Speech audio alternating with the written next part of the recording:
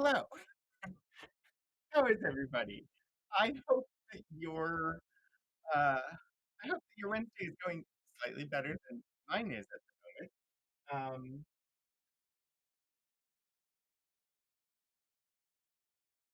I don't know what's going on. Can you all hear the music on either channel?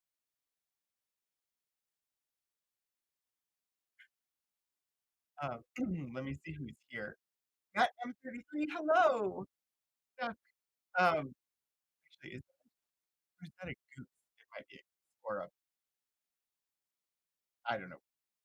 Anyway, it made me think of stuff. Hi Hannah. Hello, hello. Yeah. Somehow it just wouldn't be a Wednesday stream without some tech issues along the way. You're not wrong. Yeah, shared chat should be on now. Thanks for the reminder. Hi, Alexi. I appreciate the lurk, and hopefully things will be okay. Um, ooh, I love the little random thing. The sun makes a sound, but we can't hear it in the form of pressure waves. This is the same random that we had the other day. I wonder if is it supposed to? Hmm. I don't know. It's a good random. Hi, Public Lum and Key Squared, and Alexi's got a three-string streak, and Boris, hello, and Shadows Live. Um, you can hear it, but you're not on the channel. Got it, got it. Find it, you hear. It is a duck. Okay. Shadows, thank you for the science bit. So, yeah, I'm not surprised that you don't hear the music on the library channel, and the music here is low. So, is this better for the music here? I'm trying to figure this out.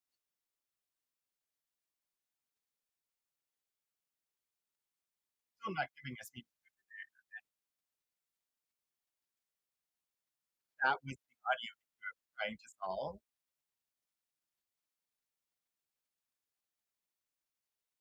I don't know why.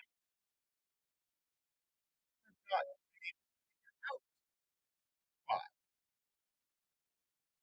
And it's something to do with me playing the lo-fi girl stuff instead of I usually do music through I've been doing music with Pretzel Rock, but I was trying out something new, and I like the lo-fi girl, but Pretzel Rocks let me set the audio output source to what I needed it, and it worked. So I need to just so that there's something on both channels. Give me one moment.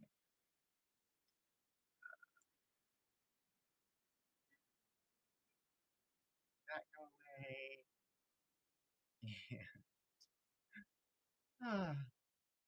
You know, you change the tiniest thing, and then for some reason, it's just never straightforward. But it'll be fine. While I'm doing this, I'm just gonna vamp for a couple of seconds and say, "Hi, I hope you're doing well." I'm gonna I'm gonna shut off Lo-Fi Girl for now, and we will do Pretzel. Um, I like Pretzel Rocks. It's just that they used to have a lot more available without lyrics. And now when I set it to stuff that is both safe for Twitch and safe for YouTube, uh, and then I turn on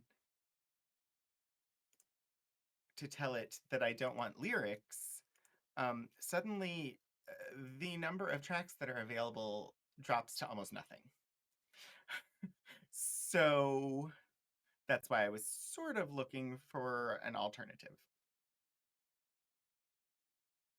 Um, But apparently I need to experiment a little bit more because the alternative is not functioning as I had expected. Come on. Jazz. Jazz? Maybe? Yeah. Jazz. One track, 7 minutes long. That isn't gonna work.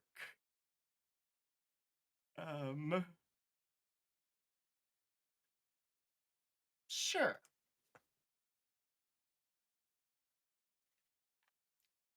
We'll see how this works today.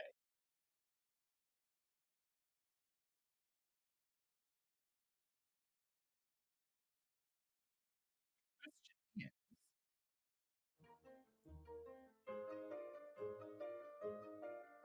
is the music going to go through on the other channel the way it's supposed to? I can't be certain. That's correct.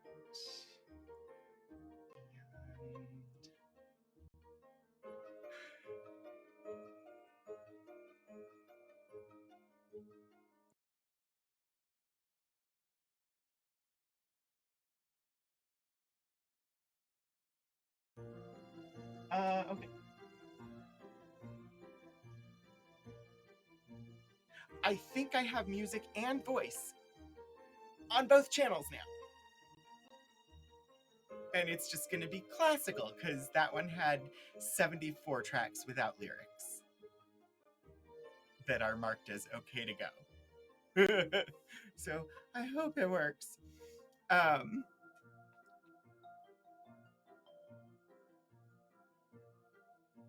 I'm not sure if this is a technical fault or not, but there's a bearded man on my screen. That's a feature, not a bug. Ooh, new random. Did you know that Jell-O used to make savory flavors? Aside from the 20 plus current flavors and wide range of past sweet flavors, there was also celery, mixed vegetable, Italian salad, and seasoned tomato. Launch a guess which mod wrote random game. We could. I may have I may have a way to improve random in the future. I like the dancing dog. Okay, I believe that the tech is functional now. If anybody cares to verify for me that you're getting both voice and music on the libraries channel,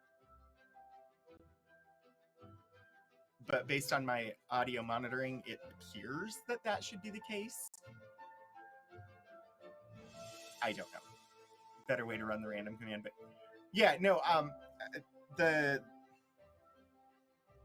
the bot that I'm looking at to potentially use so that I can have some crossover with this stream. I still don't know if it's going to work, but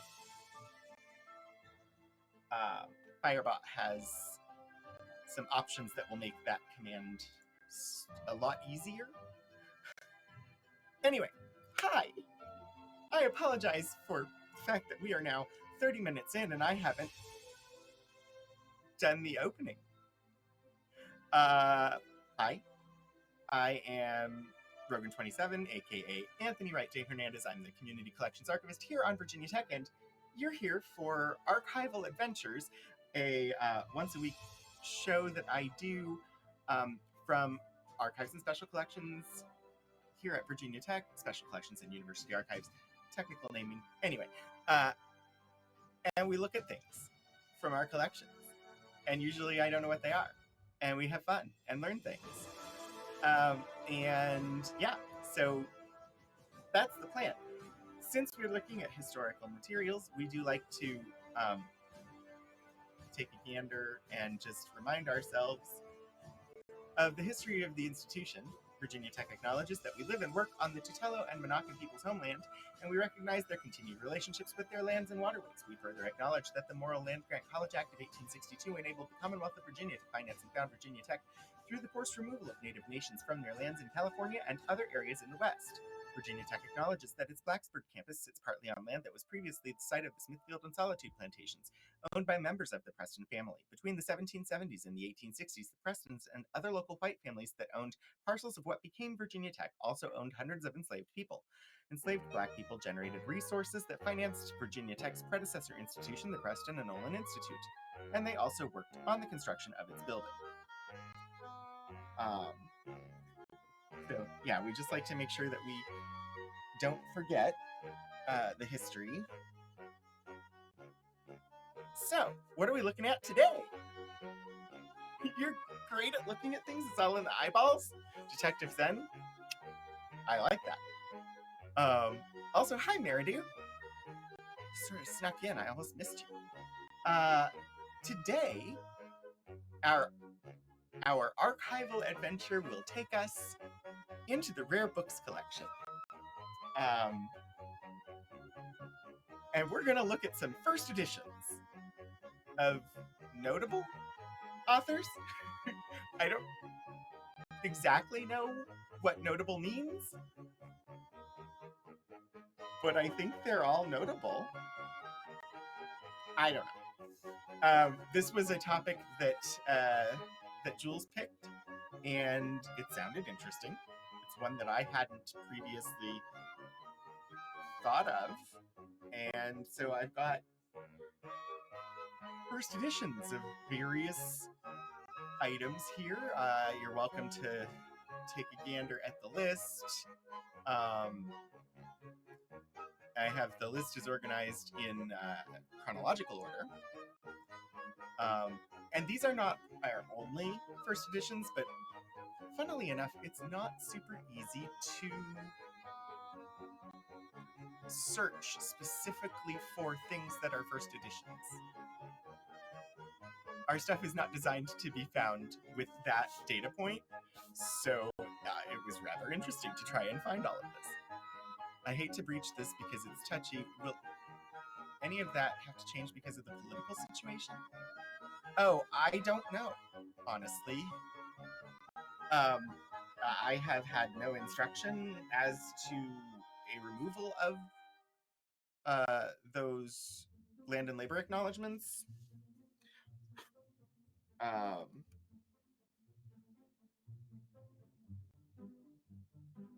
And as far as I know, it is still on the website. And yeah, and that is the current version that is on the website. That's the short version. But yeah, I haven't seen anything indicating that there's any push for us to change that at all. So, and congratulations, Matt M33, on randomly being selected as VIP for the stream. I do not yet have the pun points working for Wednesdays, but things are moving in that direction, just slowly. But yeah, so we've got some first editions running from 1848 through 1962. So let's look at some rare books. Before we do, though, before I put any books in front of us, I have a question for you all. What do you expect a first edition to look like?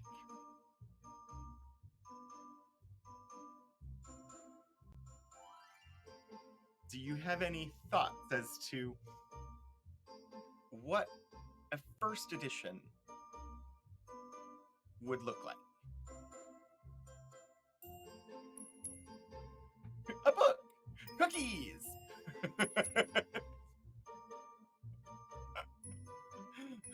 Not allowed to answer the question. Yeah, you're correct, Elixir. A book! Well, okay, yes. So, a book. Depends on the year published. That's not a bad answer. So, first editions, by definition, bound papers. That's a good answer too. First editions, by definition, were published before the work was famous. And if it happens to be the author's first work, it was before the author was famous. So, a first edition. Sorry, you were half listening. So, for the future, I've noted down a topic that would be limited editions for us to look at, which actually are significantly easier for us to find in the collection. But like limited editions tend to be a special edition of a work that is famous or has sold a lot of copies, so they're making a special publication of it, like a collector's edition. So those are the ones that look really cool. First editions just look like books. Like they're not super special in the way they're presented because it was published before the book was famous. So it's no more special in the way it's presented than any book would be. Leaf E. The first edition is Leaf E. Wow, it's a book. Yeah, so our very first one that we have here is Vanity Fair by William Thackeray. And feel free to share what you know about the author or the work or anything, because like I know that this is a book and I know that it's by William Thackeray. I've never actually read Vanity Fair, the book. I've probably looked at a few issues of Vanity Fair, the magazine, but the book, I don't really know. Interesting. Sorry, I'm getting distracted by the details of the book already. So it has this lovely sort of. It's actually like it's not real leather, I don't think. It's 1848, so maybe it is. It's textured. It might be real leather. Did they have fake leather in 1848? Who knew they used barcodes all the way back then? Yeah, that's. It's just okay. So the paper on the inside here has yellowed where it was in contact with this border. And this paper itself sort of looks and feels like construction paper, but I don't think it is. And the only place that it's yellowed is right along where it was touching that border. I know this is the classical, but apparently rather intense boss battle happening. It just struck me as interesting that it's yellowed just at that part. Now, I'm not an expert on rare books. Rare books is a very, very small part of what I do. I'm curious. And feel free to weigh in if anybody happens to know. Because I don't happen to know.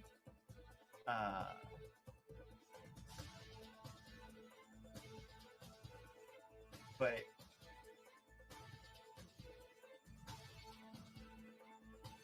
the yellowing effect here, would leather, like genuine leather, do that to paper, or is that because that paper is acidic? I don't know.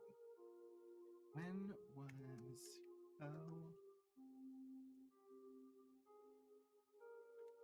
See, now I need to know when faux leather was invented, because this feels different than like regular leather, but okay, artificial leather.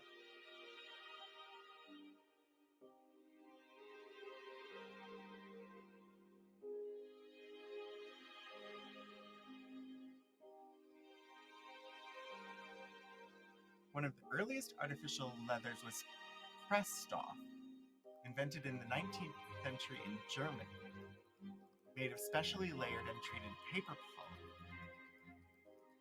gained widest use in Germany during the Second World War in place of leather. Another early example was Rexine, a leather cloth fabric used in the UK near Manchester.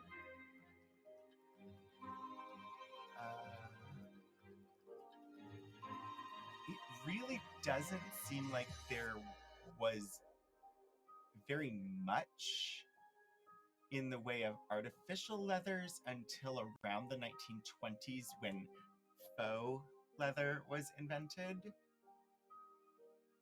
So this is probably genuine leather.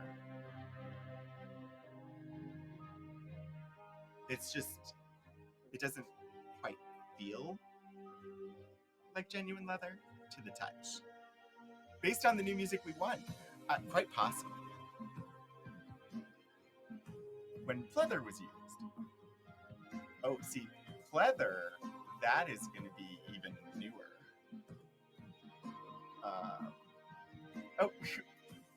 Pleather redirects to artificial leather.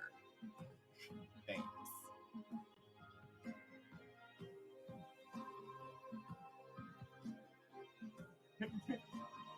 Yeah, it doesn't give me a specific date for when pleather was invented, but that might be like the DuPont product that's talked about in here.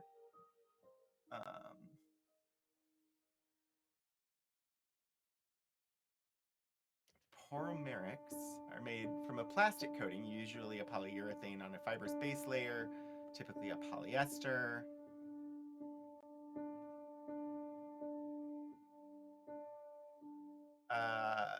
DuPont first introduced poromeric material, which is a portmanteau of porous and polymeric, at the Chicago Shoe Show in 1963. It was called Corfam, and it was the centerpiece of the DuPont Pavilion at the 1964 New York World's Fair.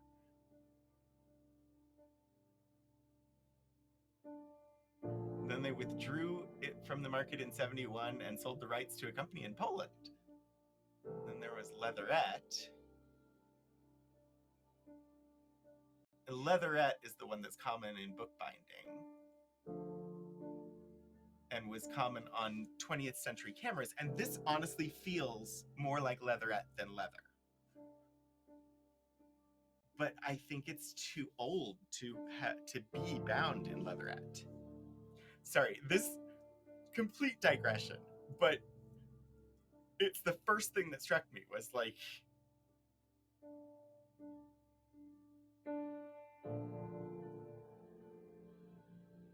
the cover.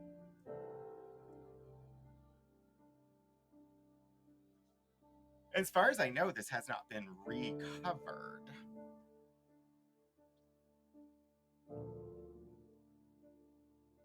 (1957)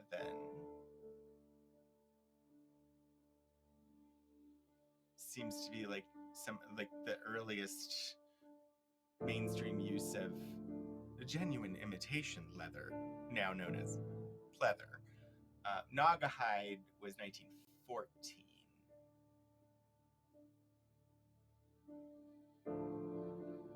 And there were some early leather substitutes from the 19th century. Feels more like leather than leather. I don't mind getting... Stephen, thank you for doing some research. The Britannica article mentions that there's some nitrocellulose was developed by a German chemist, Christian Friedrich Schonbein, in 1845, and was later turned into collodion in 1846 by French scientist Louis Nicolas Menard.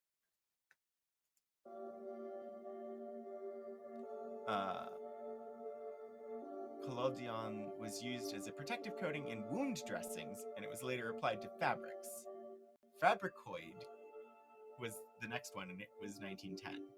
So there really wasn't much before the 20th century.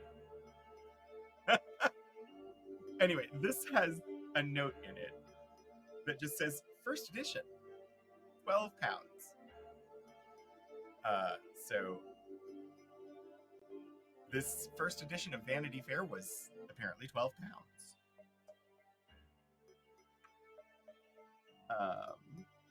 I don't know who A.E. Dunstan is, but it appears that it was the book plate for A.E. Dunstan appears to be tied to the 1939 date. I don't know this DT February 28th, 1980, but this to me looks like provenance of, we know A.E. Dunstan owned this book in 1939. We know somebody with the initials DT owned the book in February 28th, or in February of 1980. £12 must be heavy subject matter. So, Vanity Fair. Period. I love that there's like a full stop right at the end of the two words.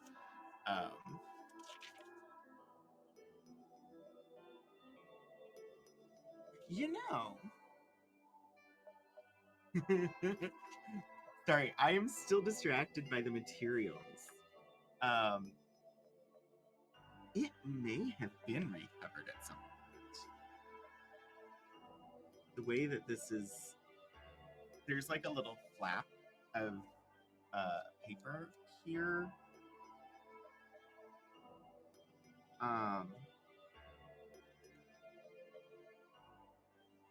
But that just seems to have come up from this page. But the actual pages here show a little bit of spotting from humidity, and the cover pages here, the textured, don't have that, which is why I say it may have had a new cover put on it at some point, and that might be why it feels like artificial leather instead of genuine leather.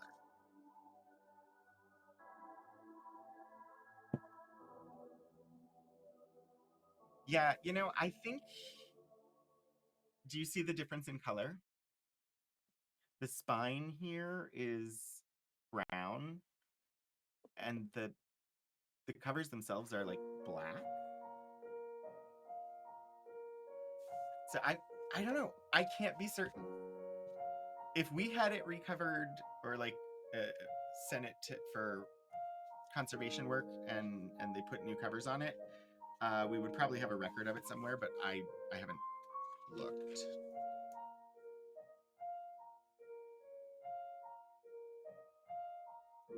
The Letter Before Waterloo.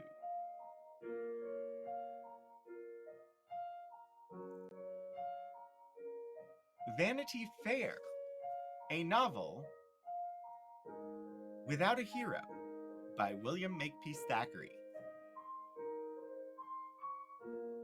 London, Bradbury and Evans, Bovary Street, 1849. So it says 1849 here. On the cover it said 1848. And here it does say 1848.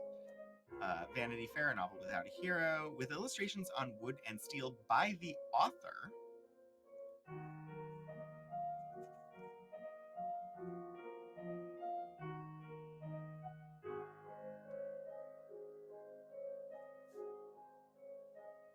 To B.W. Proctor. This story is affectionately dedicated. Is anybody particularly familiar with Vanity Fair? And do you want to share?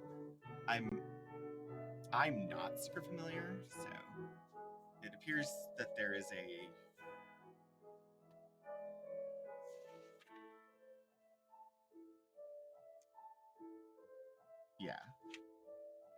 like a preface or a dedication.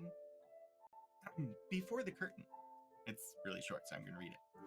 As the manager of the performance sits before the curtain on the boards and looks into the fair, a feeling of profound melancholy comes over him in his survey of the bustling place. There is a great quantity of eating and drinking, making love and jilting, laughing and the contrary, smoking, cheating, fighting, dancing, and fiddling. There are bullies pushing about, bucks ogling the women, knaves picking pockets, policemen on the lookout, quacks, other quacks, plague take 'em, bawling in front of their booths, and yokels, looking up at the tinselled dancers and poor old rogue tumblers, while the light-fingered folk are operating upon their pockets behind. Yes, this is Vanity Fair. Not a moral place, certainly, nor a merry one, though very noisy. Look at the faces of the actors and buffoons when they come off from their business, and Tom Fool washing the paint off his cheeks before he sits down to dinner with his wife and the little Jack Puddings behind the canvas. The curtain will be up presently, and he will be turning over head and heels and crying, "How are you?" A man with a reflective turn of mind, walking through an exhibition of this sort, will not be oppressed, I take it, by his own or other people's hilarity. An episode of humor or kindness touches and amuses him here and there.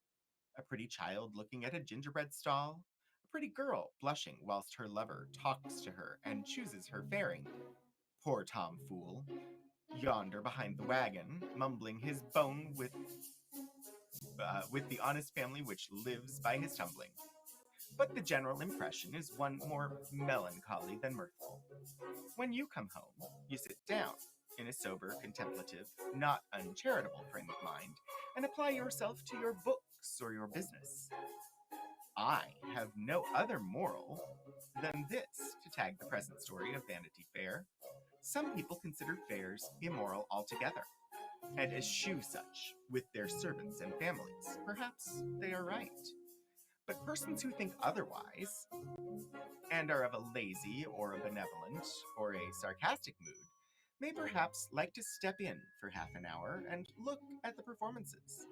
There are scenes of all sorts, some dreadful combats, some grand and lofty horse riding, some scenes of high life, and some of very middling indeed, some love-making for the sentimental, and some light comic business, the whole accompanied by appropriate scenery, and brilliantly illuminated with the author's own candles.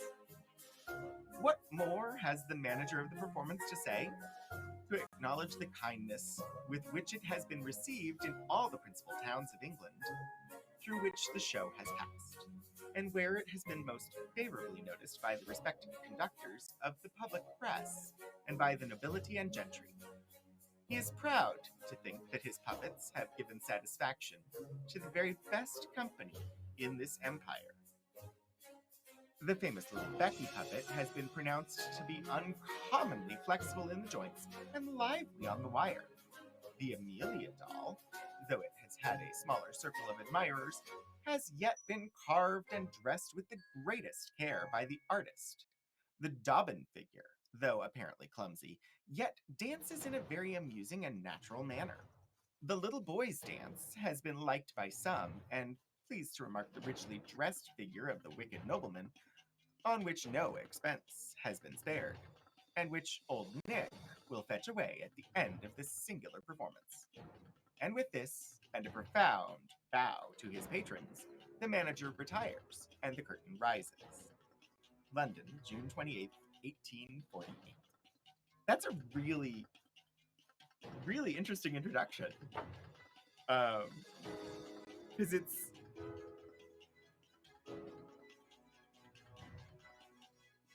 basically like summarizing what you can expect as though it were you in an audience looking at the manager on the stage, but the manager is the author telling you. It's really like rather interesting the way that it's presented. Um, see, and just reading that now, I'm like, now I want to read Vanity Fair. I don't know when I'm going to have time to read Vanity Fair, but now I'm really curious.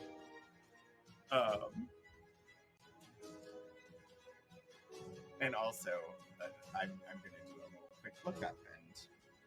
And since we do not have enough time to read the book on stream, and we have plenty of other things to look at,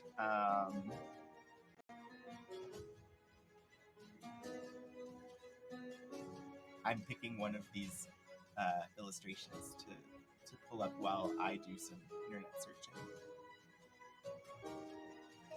Knowing nothing about them, let's go look at Lieutenant Osborne and his ardent love letters, page 113.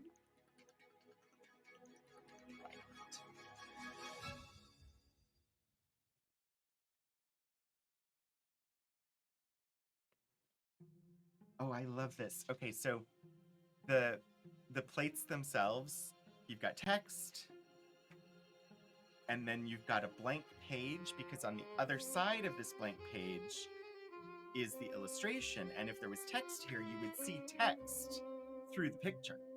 So to get the clear picture, it's blank on the other side, because otherwise you would end up with this small illustration isn't blank on the other side, and you can see the lines of text through the page. There's no tissue paper in this one. Sometimes with illustrations and stuff, you'll get actually sometimes they're just pasted in and lined with tissue paper. Phase 2. That's intentional, since this book is set up like a puppet play or play that the reader is stepping in to watch the action. Yeah, I don't want the American Monthly Magazine. Give me information on the novel Vanity Fair, please. Oh, great and wise internet.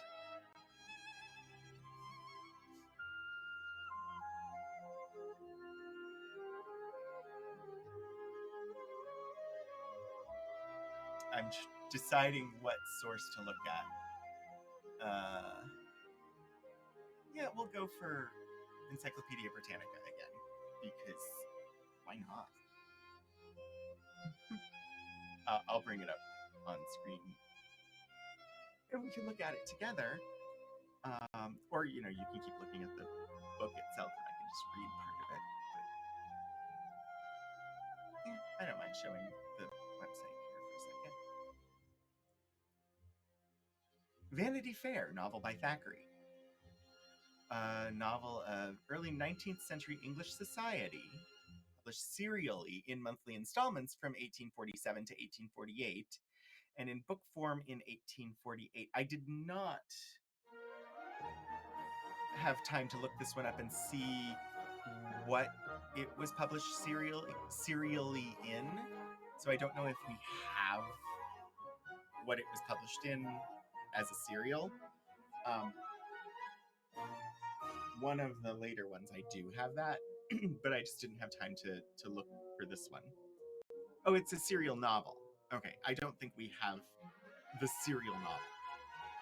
More fun fact, this novel is a satire and was the inspiration for the magazine, which began publication in 1868 and often contained caricatures.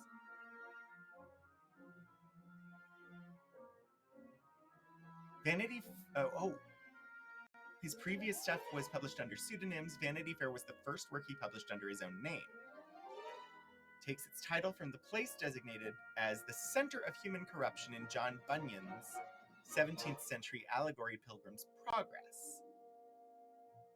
Densely populated with multi-layered panorama of manners and human frailties. Metaphorically represents the human condition.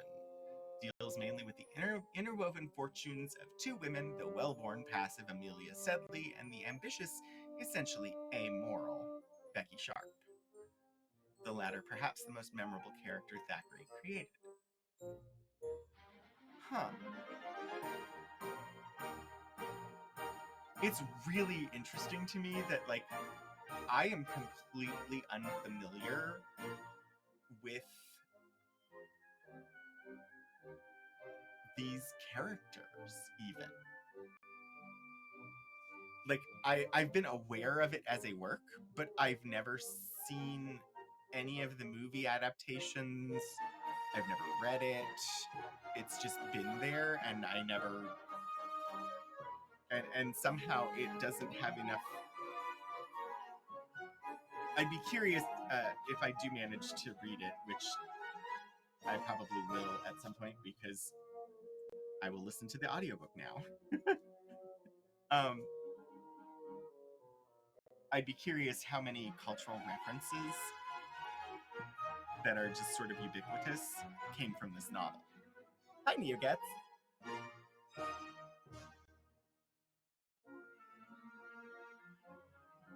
Anyway, that's Vanity Fair by Thackeray. Let's see. We should pick up the pace because we only have an hour. Okay. The second. Oh, sorry. Let me switch back to actually showing the books. My favorite pseudonym of his was M.A. Titmarsh, under which he wrote a series of Christmas books. Redacts lecture about Christmas books. Wait, is that a topic that we should be doing on stream? Do we have examples of Christmas books, and is it a specific type of book that we should learn about? Because I can do a stream on Christmas books if we have some. Ooh, 3-stream streak! Streaking in the archives? More likely than you'd think. See, now I'm gonna have to investigate. It's okay, I don't mind investigating.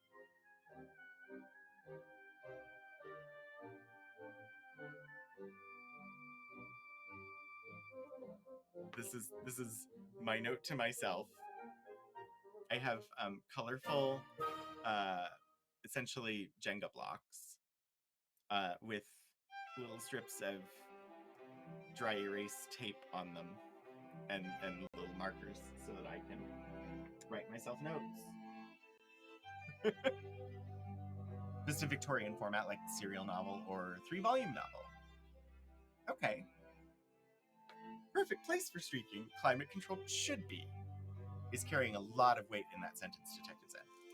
This one has a little bit of a design on the cover, but the design itself is really hard to make out, just because of the wear over time. The title is on the spine, but also the embossing, the gold that was used to emboss has come out of the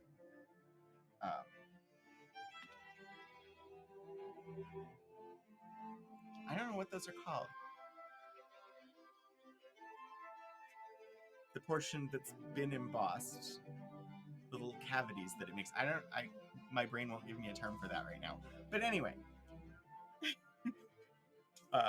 it makes it really hard to see the title. So let's go to the title page, and then we'll look a little bit more.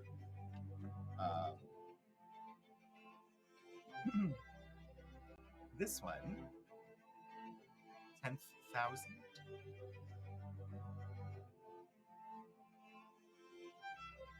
It's still the same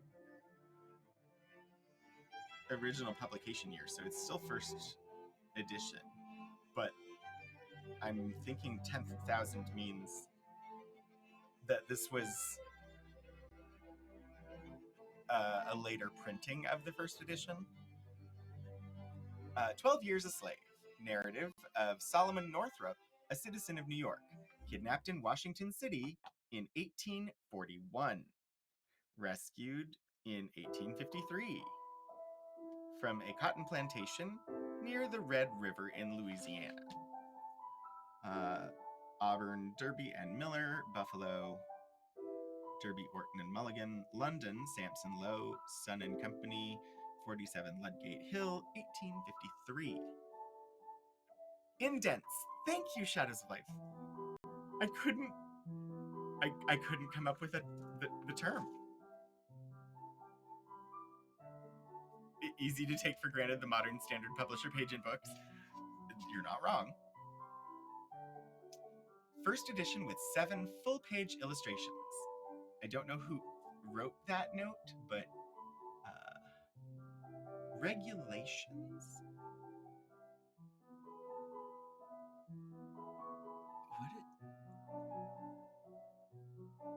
I'm curious who owned this before.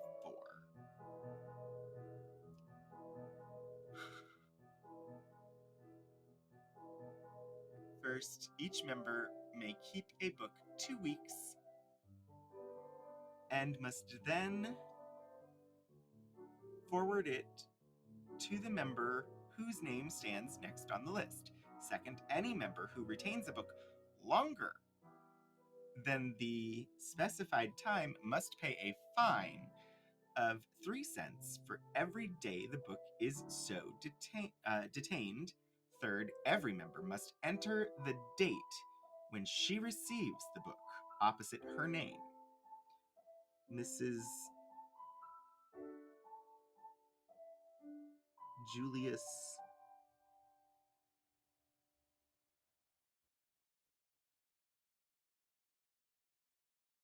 possibly Ives, but I'm not certain on the middle name there. And yeah, I can't quite make that one out, but Hoover, possibly. I'm not certain. 10,000th means this was part of the first 10,000 printed. Yeah, that is my understanding as well. Writers know words, but not how to spell them. Anyway, Solomon in his plantation suit. Solomon Northup. So this is, it has 7 illustrations in it. It seems like this was owned by some sort of women's society at some point, and they had rules for checking out books.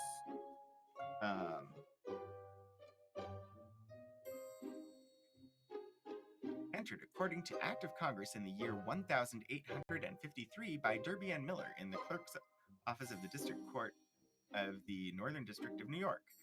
Entered in London at Stationers' Hall.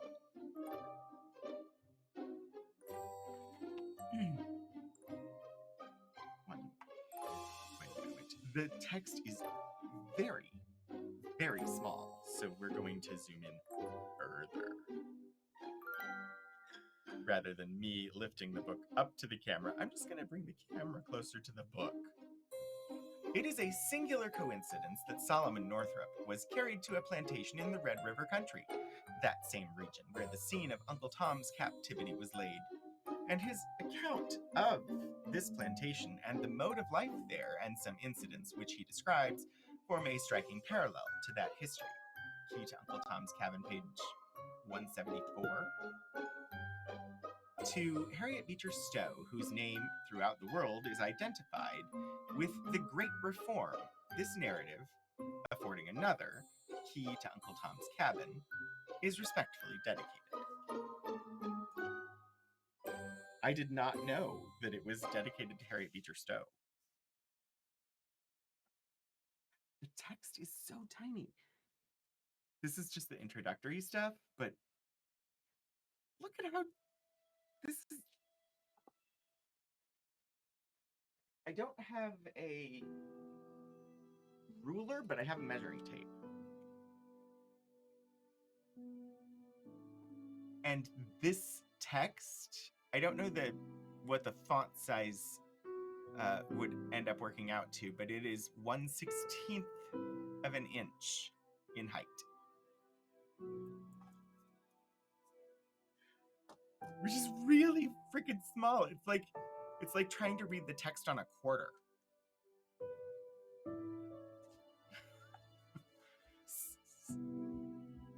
I just had my eyes checked this morning. Um, you should travel back to the 1800s and complain to the publishers. Extremely small. Exactly. Such dupes are men to custom, and so prone to reverence what is ancient and can plead a course of long observance for its use, that even servitude, the worst of ills, because delivered down from sire to son, is kept and guarded as a sacred thing. But is it fit, or can it bear the shock of rational discussion that a man compounded and made up, like other men, of elements tumultuous, in whom lust and folly is as ample measure is in sorry in whom lust and folly in as ample measure meet, as in the bosom of the slave he rules, should be a despot absolute, and boast himself the only freeman of his land? Cowper. I don't know why I stumbled, but I definitely got stumbly in reading that. We're not going to have tons of time, but I'll see what else I can find. Incidentally, I don't actually know this story. I have not read it, and I haven't seen the movie. Just like with Vanity Fair, I not. Let's see. Scene in the slave pen. Separation of Eliza and her last child. Chapin rescues Solomon. Staking out and flogging. Oh dear. Scene in the cotton field. Arrival home. First meeting with his wife and children. So pull one up here.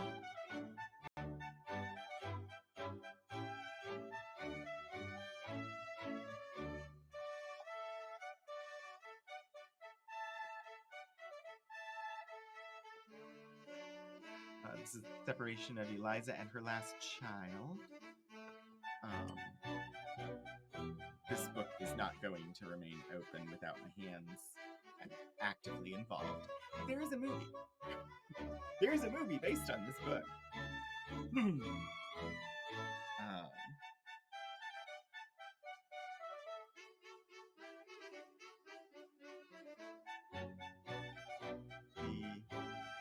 film and the Queen, worked by Northup.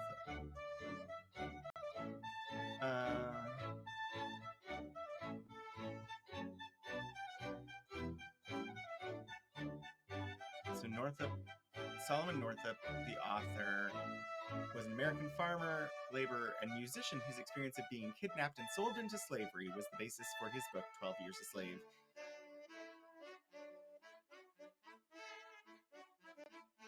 Yeah.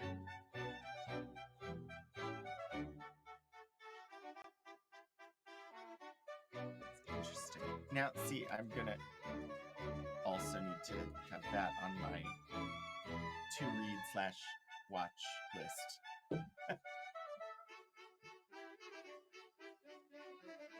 Okay. Another Thackeray. The Rose and the Ring.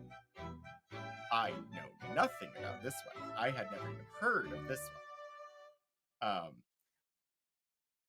Based on the thickness of the book, the illustration on the front, I'm assuming this one is intended for children. This is a Christmas book. Okay.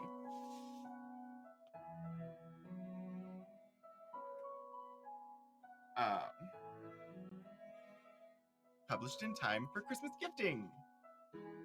It's got color printing in it. 1854. Actual color printing from 1854. The captain of the guard handed over his prisoner to the sheriff with the fated order. Page 57. The Rose and the Ring, or the history of Prince Gigolo and Prince Bulbo. Sorry, Prince Giglio and Prince Bulbo. Prince Gigolo would be a very different book. But Prince Giglio is is what this is actually titled. A fireside pantomime for great and small children. Illustrated.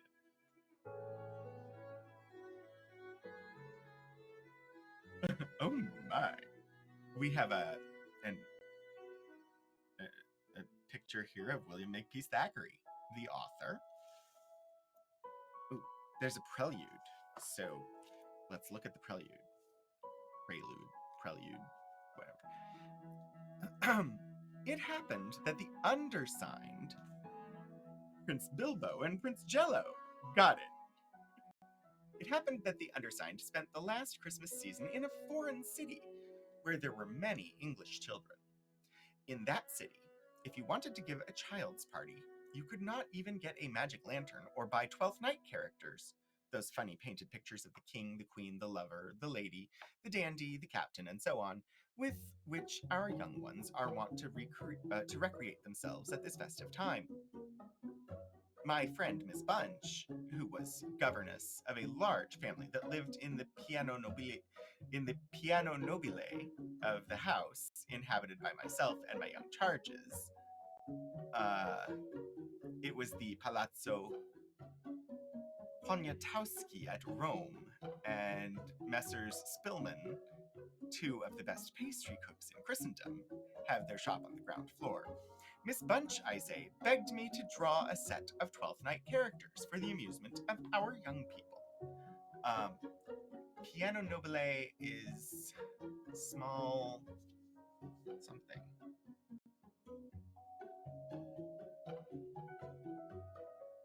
Oh.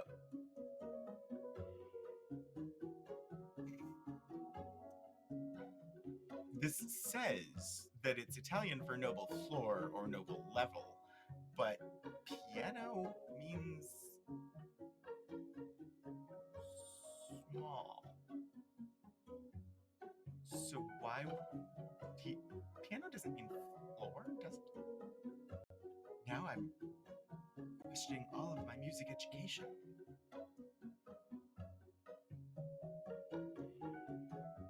I'm not going to let myself be distracted, but now I must know. Does the word piano in Italian really mean floor?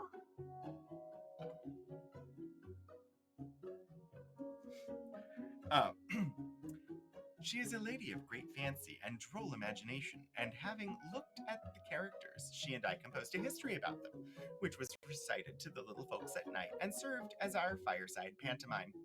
Our juvenile audience was amused by the adventures of Giglio and Bulbo, Rosalba and Angelica. I am bound to say the fate of the hall porter created a considerable sensation, and the wrath of Countess Gruffanuff was received with extreme pleasure.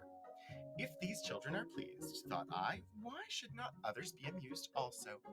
In a few days, Dr. Birch's young friends will be expected to reassemble at Rodwell Regis, where they will learn everything that is useful and under the eyes of careful ushers continue the business of their little lives. But in the meanwhile, and for a brief holiday, let us laugh and be as pleasant as we can. And you elder folks, a little joking and dancing and fooling will do even you no harm. The author wishes you a Merry Christmas and welcomes you to the Fireside Pantomime. M.A. Titmarsh, December 1854. Madame Gruffanuff finds a husband.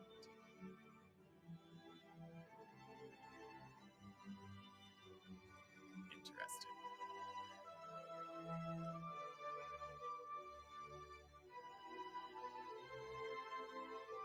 I'm very. I didn't know that Thackeray wrote children's. Ah. Okay. Next up, we have Dickens.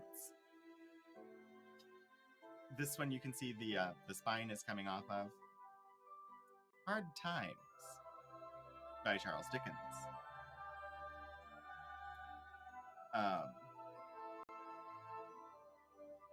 First edition.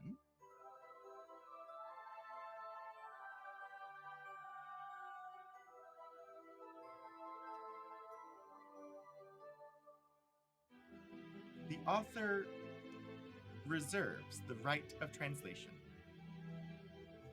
Hard Times for These Times by Charles Dickens. Google found me a forum discussing the word piano in Italian. It has a lot of meaning and depends on context. So it can be a floor, quiet, little, slowly, etc. Interesting, Neonuts. I only knew it from the musical context, and so I just assumed it meant small. Like, because it means to get quieter. But, interesting. Inscribed to Thomas Carlyle. Contents. Book the first, sowing. Book the second, reaping. And book the third, garnering. This one was published in serial. And no, I don't mean it was published in oatmeal or wheat or boxed, sugared, baked goods made by Kellogg's. I mean, it was published in Household Words,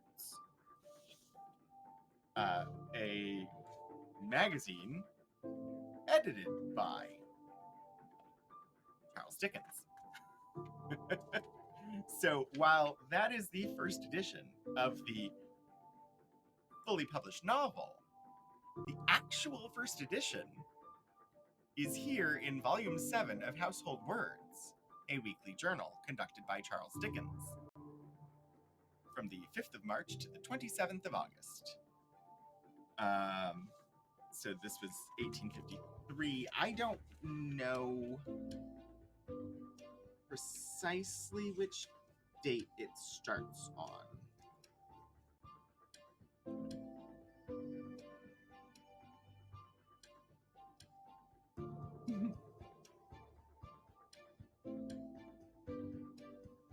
Because Hard Times is not actually like listed here in this list of contents.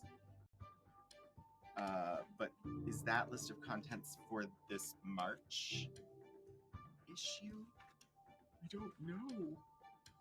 I really honestly have no idea.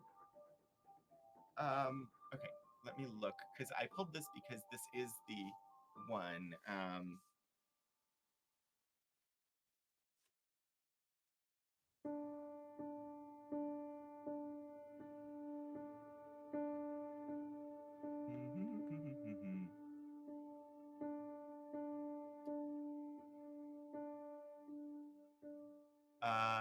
Published April 1854 to August 1854.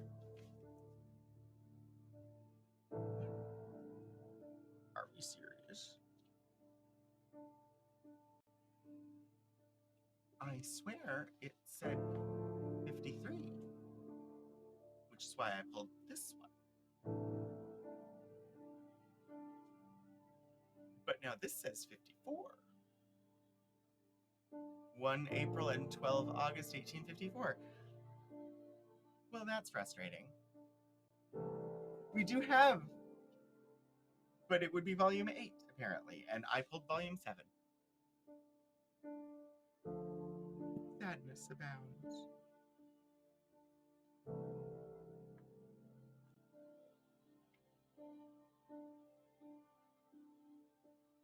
What I get for working on multiple episodes at once.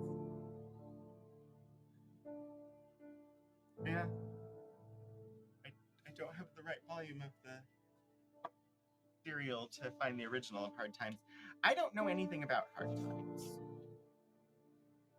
I mean, the novel. I certainly know about Hard Times. Hard Times is the 10th novel by Dickens, surveys English society and satirizes the social and economic conditions of the era. Hard Times is unusual in several ways. It is by far the shortest of Dickens' novels, barely a quarter of the length of those written immediately before or after it, and unlike all but one of his other novels, Hard Times has neither a preface nor illustrations. Moreover, it is his only novel not to have scenes set in London. Instead, the story is set in the fictitious Victorian industrial Coketown, a generic northern English mill town, in some ways similar to Manchester, though smaller. Coketown may be partially based on the 19th century Preston. Redacts feelings on Dickens. Well, aren't you a little Dickens? Oh, I'm sad. I wanted to show this serialized, but I'm not going to go search for it on the shelf right now because we got plenty of other things to look at. Again, this one is completely faded. Can't really make out what's on the cover at all. There is a little like embossed flower on the front and back. Let's see. This one is from, I don't have the year on the tag. It's from the Civil War collection. First edition. $12. Apparently someone named Samuel Merrill owned it. This one's pretty special, actually. Incidents in the life of a slave girl, written by herself.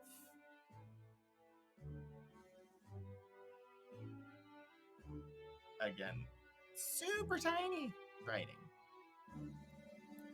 Northerners know nothing at all about slavery. They think it is perpetual bondage only. They have no conception of the depth of degradation involved in that word, slavery. If they had, they would never cease their efforts until so horrible a system was overthrown. A woman of North Carolina. Rise up, ye women that are at ease. Hear my voice, ye careless daughters. Give ear unto my speech. Isaiah 32:9. Edited by L. Maria Child. Boston. Published for the author. I don't know why it's all bouncy today. Bothering me, but I have plans in place. Just need to get them. Entered according to Act of Congress in the year 1860 by L. Maria Child in the clerk's office of the District Court of the District of Massachusetts. Stereotyped at the Boston 8-inch Heliotype Foundry.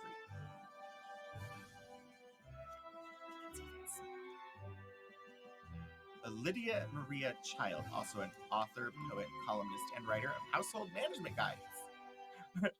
Castavoris, apparently we're attending the graduation of the author of this book.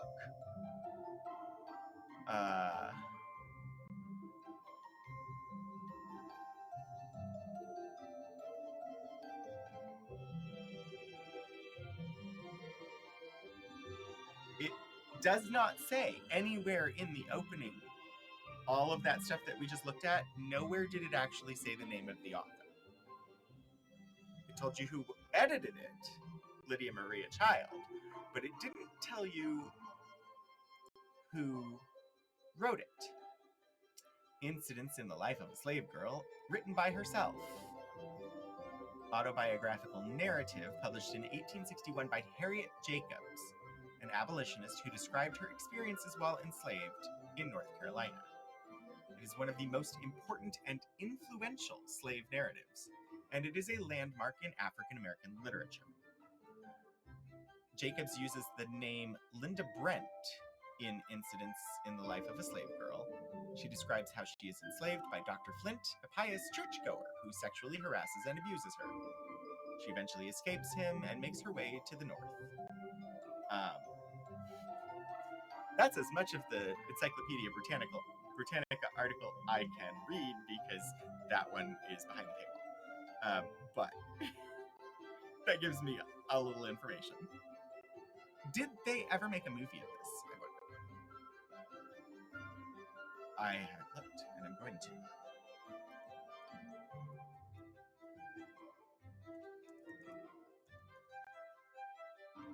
I don't know why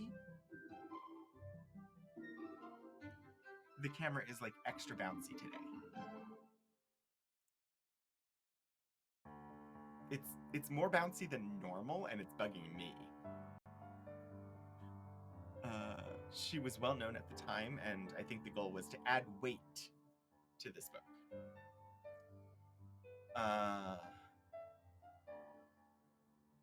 Oh, L. Maria Child was not just the editor, but the publisher as well. I want biographical, publication history, themes, reception. It doesn't seem... I don't see a section in here referencing appearances in other media, so it does not appear that a movie has ever been done of it. Let's see. Preface by the author. Reader, be assured, this narrative is no fiction. I am aware that some of my adventures may seem incredible. If you remember, Child was also involved in abolitionist movements. I would imagine so.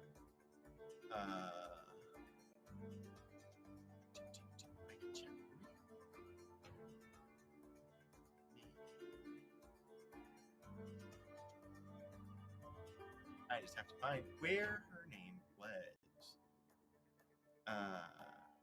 American abolitionist, women's rights activist, Native American rights activist, novelist, journalist, and opponent of American expansionism.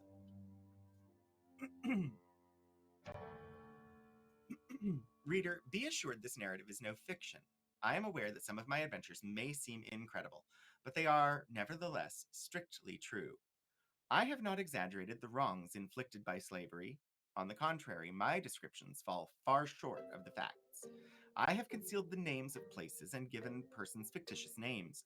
I had no motive for secrecy on my own account, but I deemed it kind and considerate towards others to pursue this course.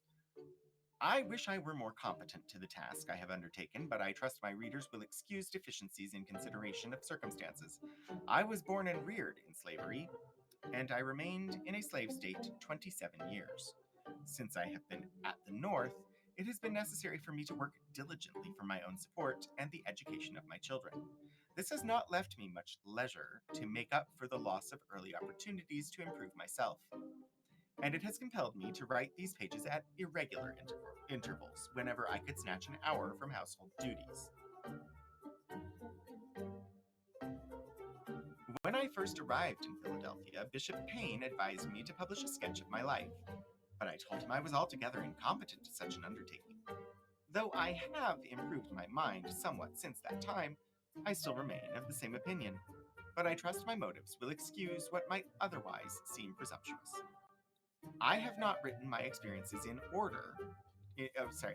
I have not written my experiences in order to attract attention to myself. On the contrary, it would have been more pleasant to me to have been silent about my own history. Neither do I care to excite sympathy for my own sufferings, but I do earnestly desire to arouse the women of the North to a realizing sense of the condition of 2 millions of women at the South, still in bondage, suffering what I suffered, and most of them far worse. I want to add my testimony to that of abler pens to convince the people of the free states what slavery really is. Only by experience can anyone realize how deep and dark and foul is that pit of abominations. May the blessing of God rest on this imperfect effort in behalf of my persecuted people. Linda Brent.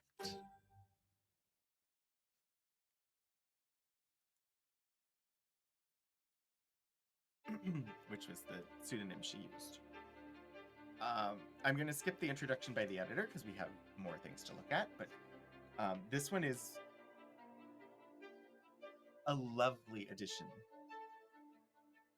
A lovely addition to our collections.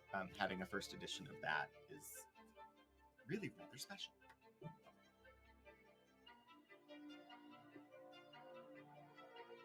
All right, we have another Dickens. This one is a bit fancier in look.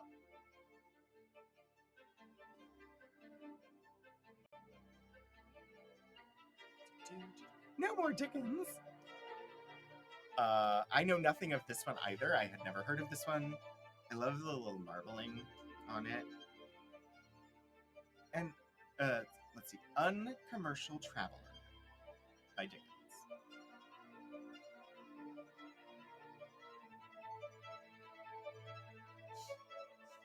Um, 1718, which is not the publication date. I think that was the price, $17.18, because this is from 1861. First edition, bound without publisher's catalog. So the binding is not original, is what that tells me. The bound without publisher's catalog. The binding is different. Presented in memory of Tench F. Tillman, English department, by his friends and colleagues. Okay.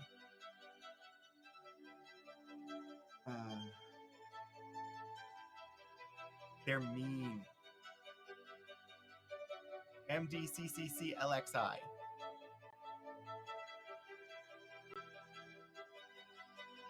$1861.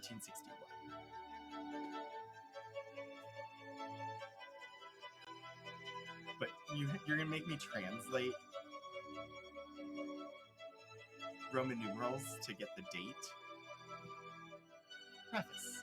These papers have been received with very great favor by the public, and are here reprinted in a convenient form.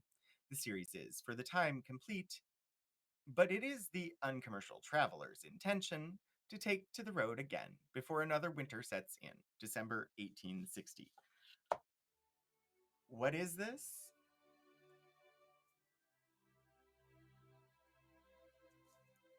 A collection by Dickens.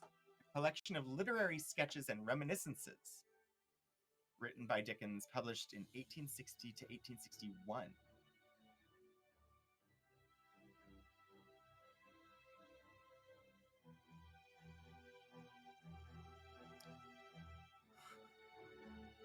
In 1859, Dickens founded a new journal called All the Year Round, and the Uncommercial Traveler articles would be among his main contributions. He seems to have chosen the title and persona of the Uncommercial Traveler as a result of a speech he gave on 22 December 1859 to the Commercial Travellers' School in London, in his role as honorary chairman and treasurer. The persona sits well with a writer who liked to travel, not only as a tourist, but also to research and report what he found visiting Europe, America, and giving book readings throughout Britain. He did not seem content to rest late in his career when he had attained wealth and comfort and continued traveling locally, walking the streets of London in the mold of the flaneur, a gentleman stroller of city streets. Yes, whoever wrote this Wikipedia article actually used the word flaneur. But thankfully, they gave a definition. All right, let's move on to something by William Still. This one is the most interesting cover of all of these first editions. Like, this cover to me looks more like a limited special edition than a first edition. But this is a first edition of The Underground Railroad. And I have a feeling that the embellishments on the cover, it's from 1872, and I think this is supposed to be reminiscent of the sort of iron grillwork and decoration you would see on a train or at a train station.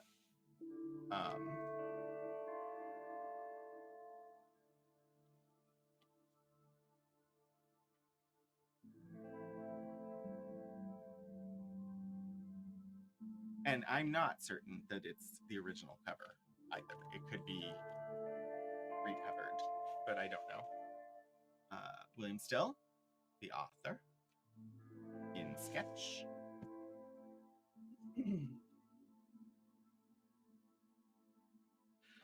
The Underground Railroad, a record of facts, authentic narratives, letters, etc., narrating the hardships, hairbreadth escapes, and death struggles of the slaves in their efforts for freedom, as related by themselves and others, or witnessed by the author, together with sketches of some of the largest stockholders and most liberal aiders and advisors of the road by William Still, for many years connected with the Anti-Slavery Office in Philadelphia and chairman of the Acting Vigilant Committee of the Philadelphia branch of the Underground Railroad, illustrated with 70 fine engravings by Bensel, Shell, and others, and portraits from photographs from life. Thou shalt not deliver unto his master the servant that has escaped from his master unto thee. Deuteronomy 23:15, sold only by subscription. Philadelphia, Porter and Coates, 1872. Okay, so this was a subscription novel. I didn't mean until you recovered? No, until you do another stream about this. So this has probably not been recovered, like had a new cover put on it, but if this was published in by subscription, then you would receive chapters in the mail, and after you had gotten the whole thing, you would take it and have it bound. So that's probably why it has a fancier cover.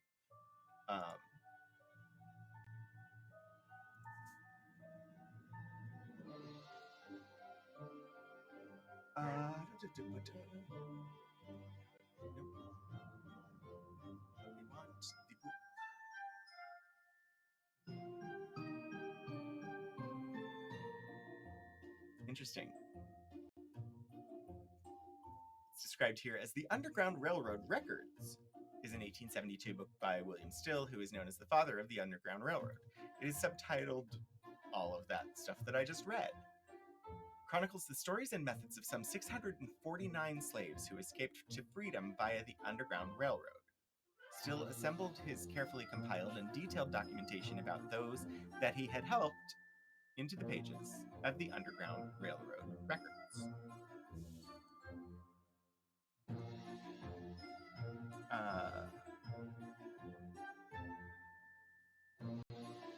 Dedications. Sorry. To the friends of freedom, to heroic fugitives and their posterity in the United States, these memorials of their love of liberty are inscribed by the author. This is honestly one of the biggest and thickest books that was pulled for this. I don't know that I'm going to read the entire preface because it is somewhat lengthy, but we'll get a taste of it at least.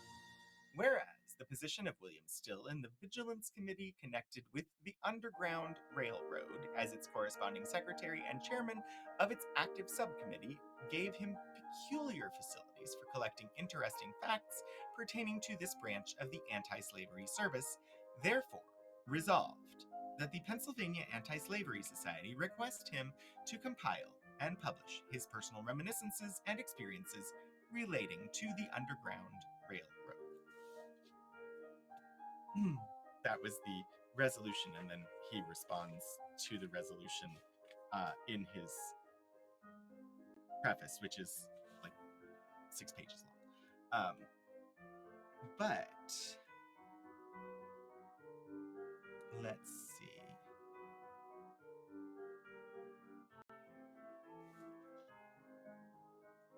These are the illustrations. Let's go to 107.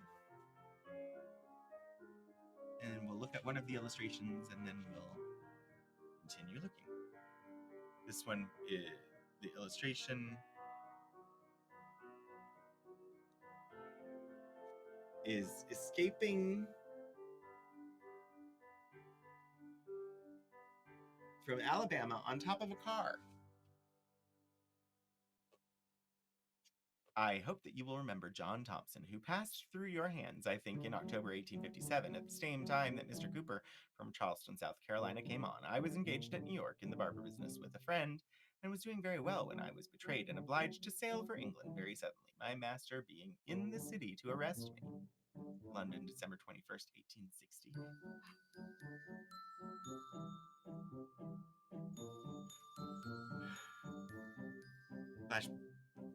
Flashbacks to the Winter Palace and Dragon Age Inquisition.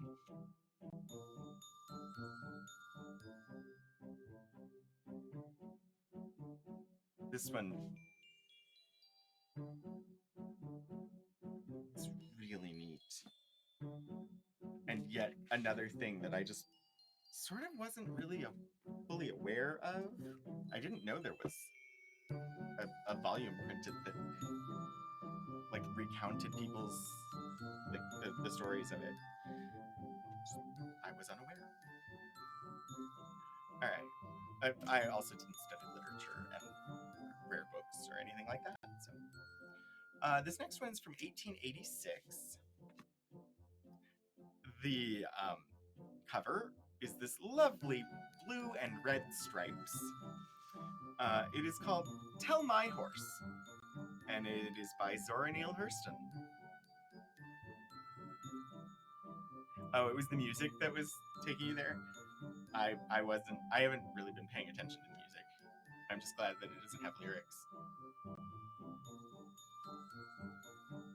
Tell My Horse. This one is autographed to J.C. Rogers, who at a distance sounds like a glance from God. Zora Neale Hurston.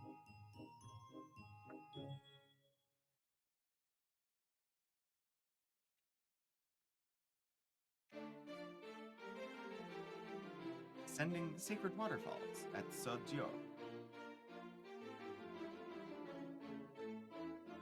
I'm unfamiliar with Tell My Horse. I know nothing about this one either.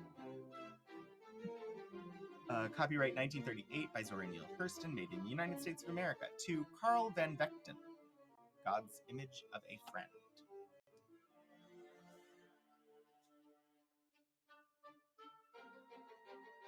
All right, let's see. What's this one about?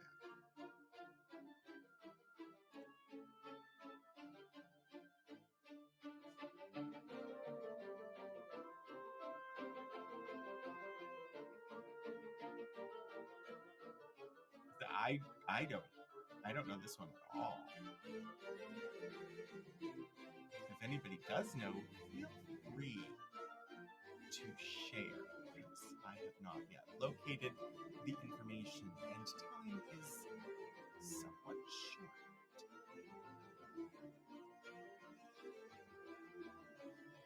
Tell My Horse. It's nonfiction.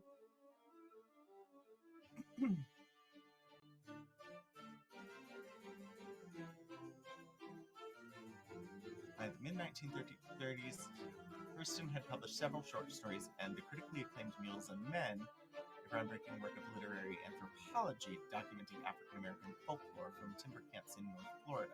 In 1930, she collaborated with Langston Hughes on Mule Bone, a comedy of Negro life, a play that they never staged. The collaboration caused their friendship to fall apart. The play was first staged in That's not about Tell My Horse. Where did you take me there when I... Oh.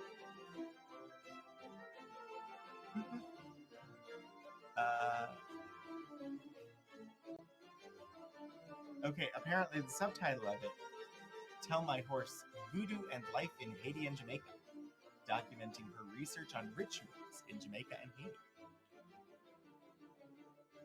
Interesting.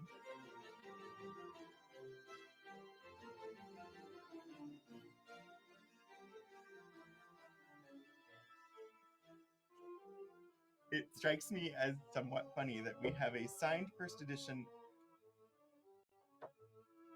of a nonfiction book by an author primarily known for their fiction. All right.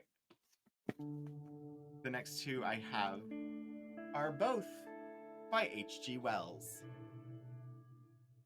We have a lovely first edition here of The War of the Worlds, as well as a first edition of The First Men in the Moon. I know this one, although I haven't actually read it. The War of the Worlds by H.G. Wells. In the Moon, yes. I love the book itself has this like plant illustration, um, which makes sense for War of the Worlds, I suppose. Ooh, a glossy. Galloping through the confusion with his hands clasped over his head. The War of the Worlds by H.G. Wells, author of The Time Machine, with illustrations.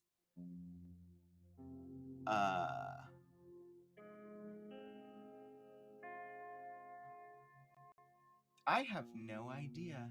This is apparently a Harper and Brothers imprint here, but I haven't seen it before. 1898. This is the first one of these that's had this by the same author. 30 Strange Stories. The Invisible Man. So this is copyright 1897 by H.G. Wells. Copyright 1898 by Harper and Brothers. All rights reserved. So 1897 is when the story was written, but this is the first publication of it as a book, which was done in 1898. To my brother Frank Wells. This rendering of his idea.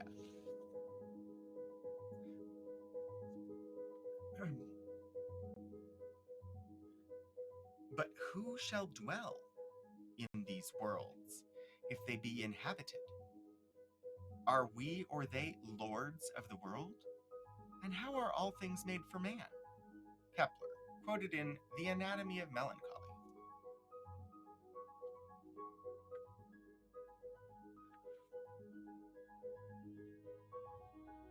Book 1, The Coming of the Martians.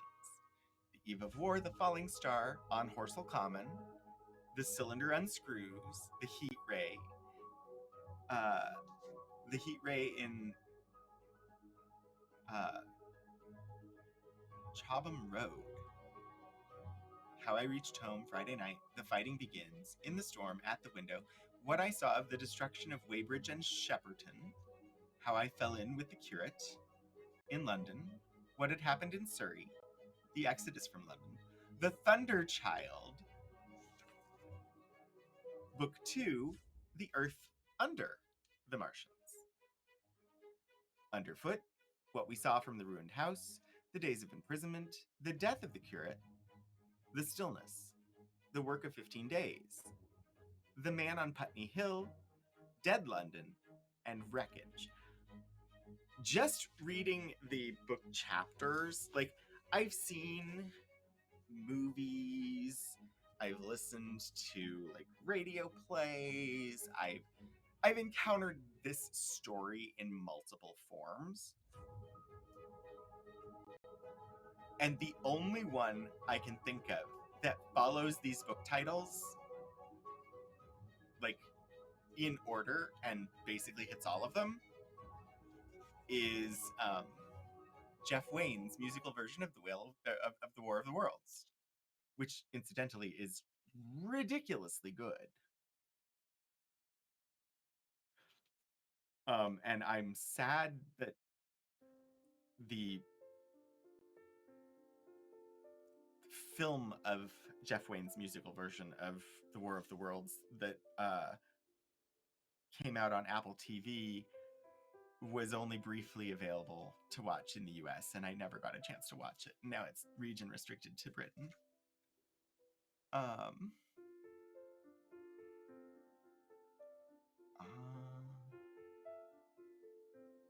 I want to see. Ooh, 204 could be a good illustration to look at. I was hoping there would be one. Ooh, okay. Either 108 and 207. I'll look at both of them. Why not? Ooh.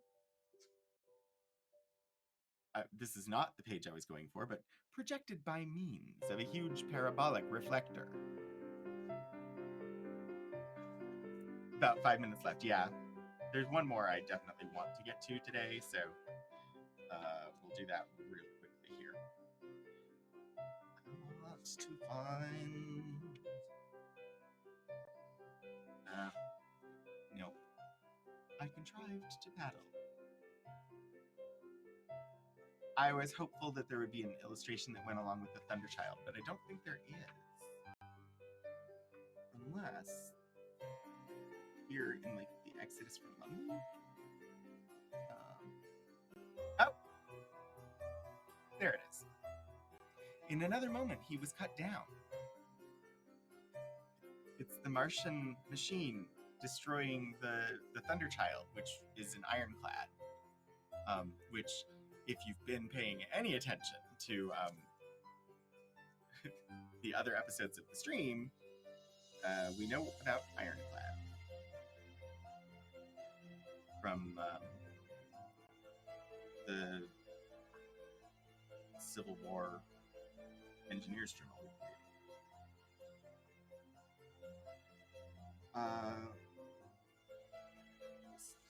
207, I think, was the one I wanted. The Actual Martian. There's an illustration of what the War of the Worlds Martians are actually supposed to look like.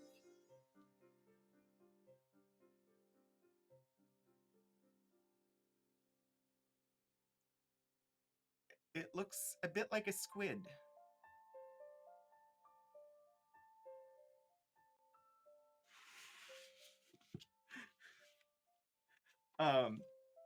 Okay.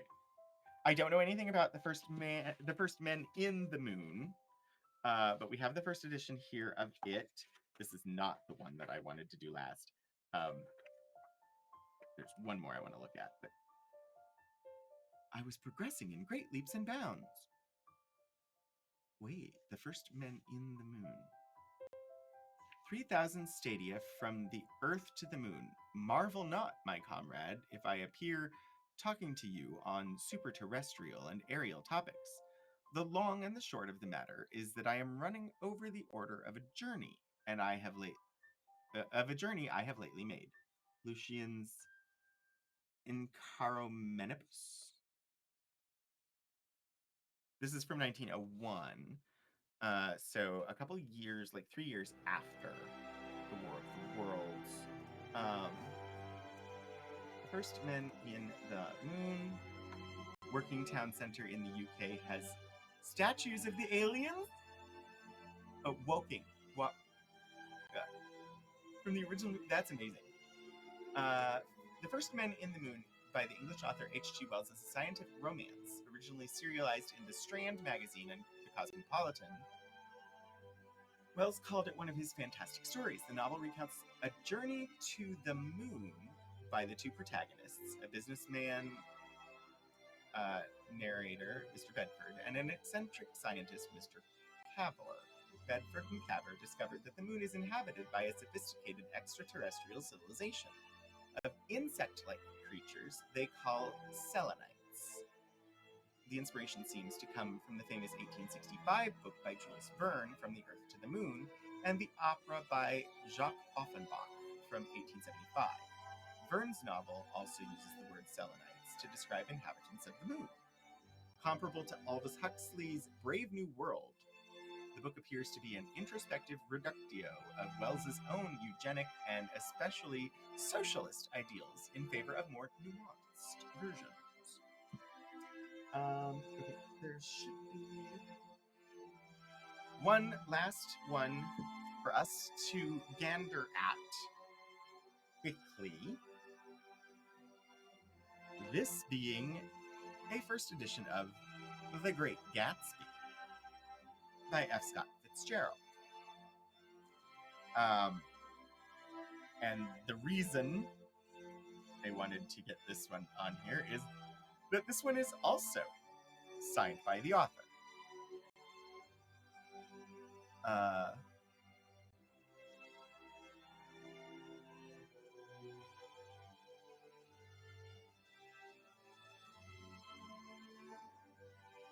I'm uncertain of the name here. Or Waitenkohler? I'm uncertain what name that is meant to be. Dayton. Ah, okay, gotcha. For Dayton Kohler. With congratulations on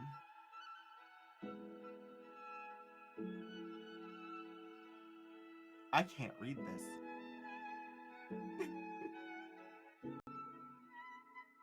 Oh. With congratulations on writing this excellent book, which he is so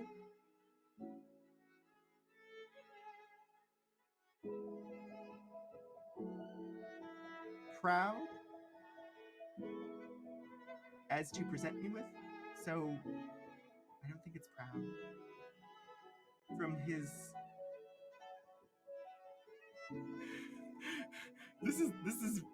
this handwriting is difficult for me. With congratulations on writing this excellent book, which he is so kind as to present me with. From his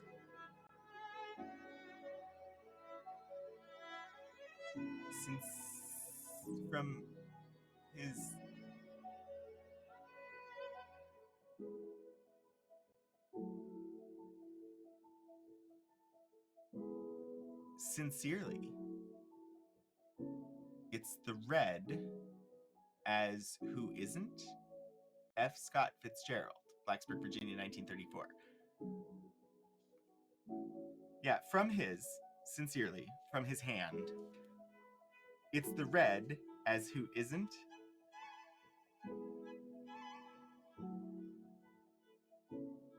I guess he's referring to himself as a communist there? In the red. Oh, thank you. I was very confused. In the red makes so much more sense. In the red as who isn't, meaning poor. Out of money. Which also makes perfect sense for The Great Gatsby. But anyway. That was one of the most difficult handwritings I've had, reading-wise, on stream. 1925. This is from Scribner's. Then wear the gold hat, if that will move her. If you can bounce high, bounce for her too. Till she cry, lover, gold-hatted, high-bouncing lover, I must have you. Thomas Park Dinvillers. I'm uncertain of that. Once again, Tisdale. Anyway, then it goes into the story itself. But the signature here is it's quite interesting, but I had never tried to read it before. And the handwriting was difficult for me to make out. Anywho,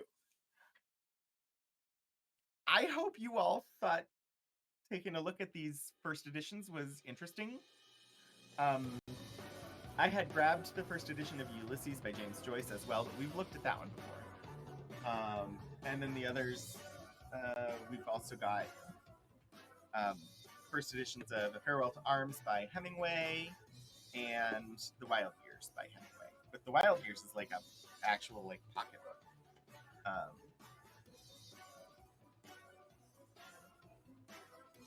But that's pretty much everything that I had pulled for this.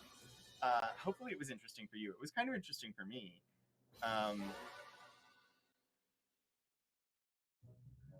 And let's see, that's where we're gonna leave things for today. I do have another, like I said, that will be similar at some point in the future. It's not scheduled yet, but that one will be of special editions, like special limited editions, um, where we're probably going to be paying more attention to how they chose to present the book, how it was constructed, because they're going to be more like art pieces, whereas these are just books. Because, like I said before, these were the versions that were printed before the books were famous in most cases. So they're not embellished as much as like a special edition is. Um, I'm looking right now to just double check what we're doing next week. Okay. Next week, we will be heading back to the list of classics of science fiction that was compiled by Sam Moskowitz in 1940. The next story in that list is He from Procyon by Nat Schaffner. I know nothing about that story. So that will be next week. And then the week after will be our next installment of the USS Dakota Engineers Journal, Caribbean Encounters.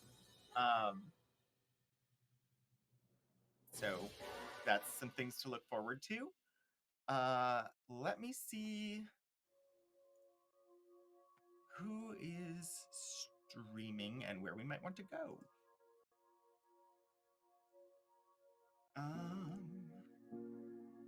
right. There is Stephen Joyce, who is doing some game demos. We've got Paleontologizing on, answering questions about dinosaurs.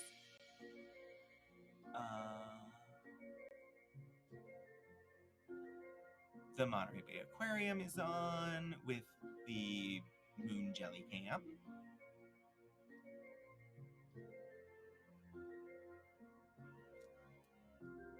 If there is a preference, one of those three will likely be where we go. Jellyfish, dinosaurs, or video games? What would you prefer?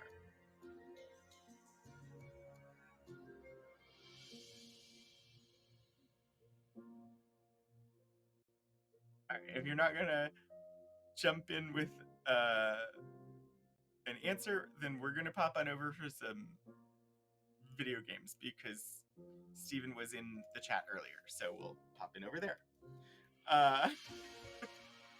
Thank you all so much for joining me.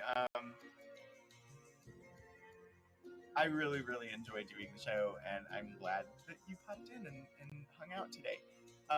Hopefully it was interesting. Hopefully you will be back for another Archival Adventures sometime in the future. Until I see you next, keep exploring history, everybody.